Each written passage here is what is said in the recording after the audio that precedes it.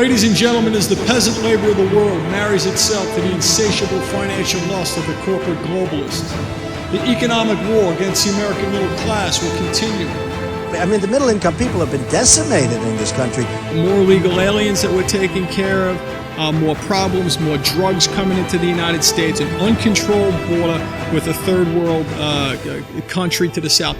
You wouldn't even be hearing about the word immigration if it wasn't for Donald Trump.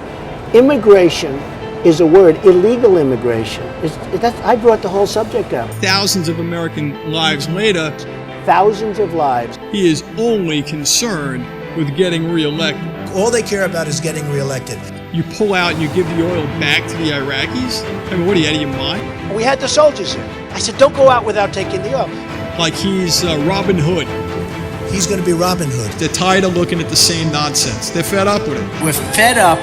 We're fed up. Our goal is to ignite the silent majority. And they used to call it the silent majority. Now they're calling it the noisy majority. All right, we're going to pay interest on borrowed money to communist China so we could pay our imbeciles to sit at home, watch television, and consume and not produce. We owe $1.4 trillion to China. So they take our jobs, they take our manufacturing, and then they give us money and we have to pay them interest. It led to tariff abolition, which gave American companies the green light to commit economic treason against the American middle class by outsourcing their jobs to communist China. I mean, the middle-income people have been decimated in this country. Ultimately, what will happen is they'll start to trade oil for weapons. That's very common in the Middle East. Oil for ICBMs, oil for atomic weapons. Eventually, that's where it'll probably end up going. We never should have given that oil field back. We could have stopped it ahead of time. John, keep the oil. ISIS is now funding themselves with the oil. We should have kept the oil. You remove the import tariffs, abolish protectionism. Ultimately, what's going to happen is all the American companies are going to go to communist China, produce for pennies on the dollar, and then export to the United States tax-free. They're moving all over the place.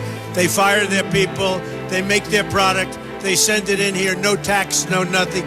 Red China, a trade alliance which is bankrupting the United States and abolishing the American middle class. China, it's the greatest theft in the history of the world, what they've done to our country. The illegal aliens are still coming into the United States. Okay? They're still flooding into this country. But people are just flocking in by the tens of thousands, ISIS. and we're doing nothing. It's carrying on like he's Robin Hood. China's going to be Robin Hood.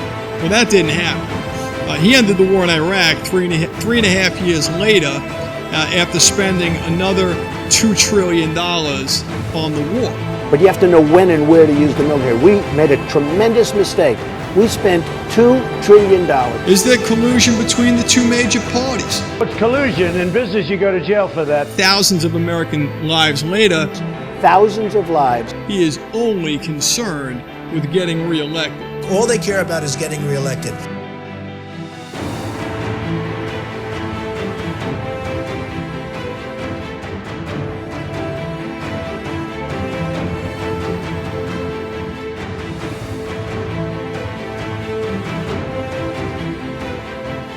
Ladies and gentlemen, as the peasant labor of the world marries itself to the insatiable financial lust of the corporate globalist, the economic war against the American middle class will continue. Remember this, however, the true patriot that fought the revolution, they were not corporate crooks who lie down with communists for an extra nickel. They were carpenters, farmers, blacksmiths, merchants, clerks, teachers, all sharing the common love of God, family, and country. Ladies and gentlemen, as the treason and complacency of the corporate whore continues to heckle the American middle class by making international slave labor more and more accessible, the threat to our existence has never been greater. We, the people, have never had a greater responsibility to expose imposters within our ranks, for within our ranks lies the purity of democracy. We are the middle class. I mean, the middle-income people have been decimated in this country. The middle-income people built America.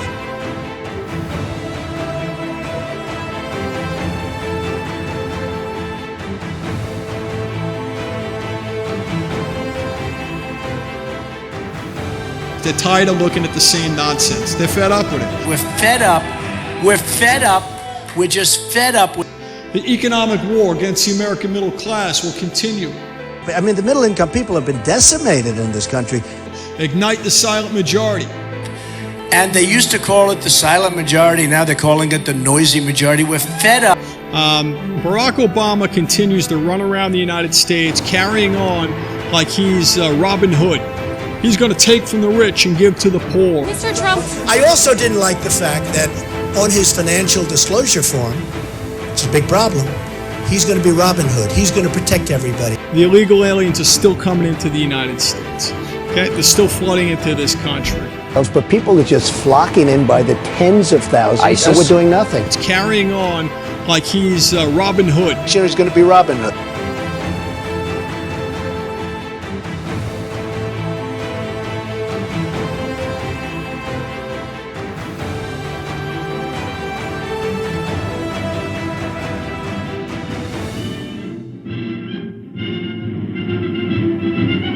We are a people who value first and foremost the love of God, the beauty of family, and the need for culture. In 1776, the highest sense of law and humanity possessed within all ranks established the greatest nation on earth. Through us exudes the beauty of life. We have produced the greatest writers and artists in history. Our strength is disciplined kings and unseated dictators. We have filled the world with beauty and power. We are the middle class. Okay, it only takes 10, 15 minutes to walk into a polling place and vote. It's about the same amount of time it takes to walk into a store and get a can of soda and pay for it and walk out. You can almost vote in the same amount of time. It's not like voting's a big hassle, okay? So what is it about it that turns people off? I'll tell you what turns them off. The two major parties are turning them off. So this time around, we'll have a third option, ladies and gentlemen. Okay? Our goal is to ignite the silent majority, the 100 million people who don't vote. All right? We want to ignite them and inspire them to come out to the polls. That's what we're looking to do. Ignite the silent majority and fracture the base of both major parties, which I believe we can do. With everybody, with the Tea Party. And I think it's going to be something. I think it's going to be a great experience because what we have going, and it's really important, it's a movement. It's not like a normal situation. We're on the cover, and I say we because it's we. I'm like a messenger. It doesn't mean anything. It's we. We are on the cover of Time magazine. And if you read that story, it's the most incredible story about what's happened. And they used to call it the silent majority. Now they're calling it the noisy majority. We're fed up. We're fed up. Okay? Our goal is to ignite the silent majority. And they used to call it the silent majority. Now they're calling it the noisy majority. We're fed up. We're fed up. They're tired of looking at the same nonsense. They're fed up with it. Mr. Trump, in 1999, you said you were, quote, very pro-choice, even supporting partial birth abortion. You favored an assault weapons ban as well. In 2004, you said in most cases you identified as a Democrat. Even in this campaign, your critics say you often sound more like a Democrat than a Republican, calling several of your opponents on this stage things like clowns and puppets. When did you actually become a Republican?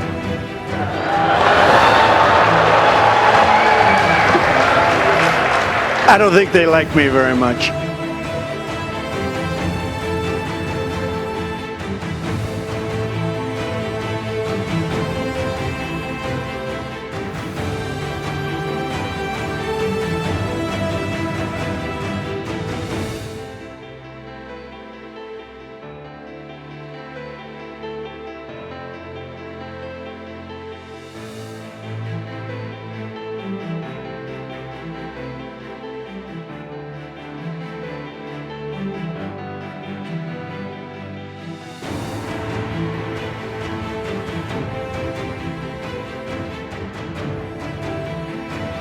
On her way to work one morning, down the path along the lake, a tender-hearted woman saw a poor, half-frozen snake. His pretty-colored skin had been all frosted with the dew. "Oh, well," she cried, "I'll take you in, and I'll take care of you.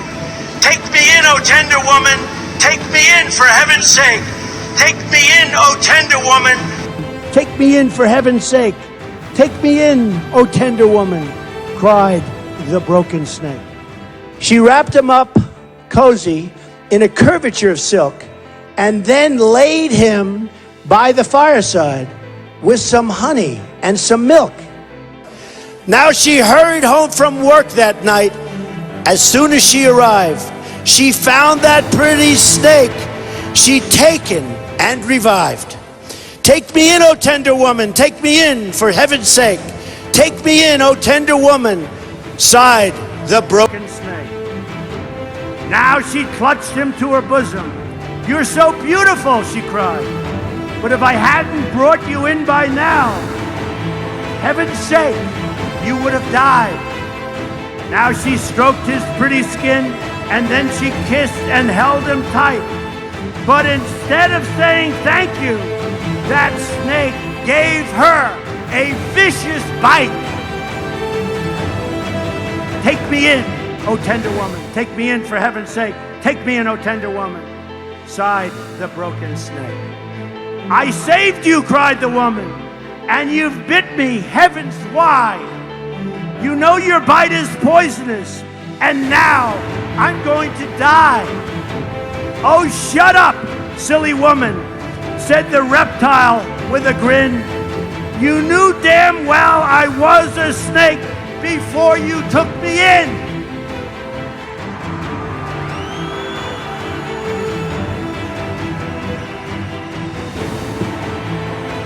Right?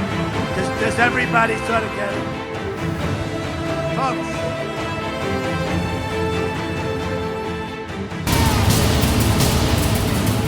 The band played on the captain's request.